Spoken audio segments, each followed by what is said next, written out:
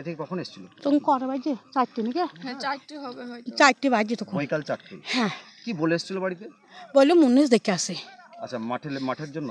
হ্যাঁ। আচ্ছা, দিয়ে তারপরে এই খবরটা কখন পেলেন? এই খবরটা আমরা এই 8 ঘন্টা হবে পেলাম। তখন গ্রামের শুনিয়া লোক সব চলে এসে, আমরা জানি না। আমরা ফোন করছি, ফোনে ধরছি না। দিয়ে আমার দেওরকে বললাম ফোন করো, তো ফোনে ধরলো না।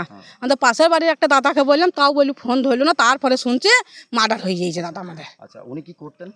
চাষ করতো, ট্র্যাক্টর ছিল, মিনি আছে, চাষবাস করতাম আমরা। জমি জায়গা চাষবাস করতেন? হ্যাঁ, আমার জমি যা আছে গ্রামের সব জমি জায়গায় চাষ করে দিত। আচ্ছা, কোনো ব্যবসা বাণিজ্য করতো?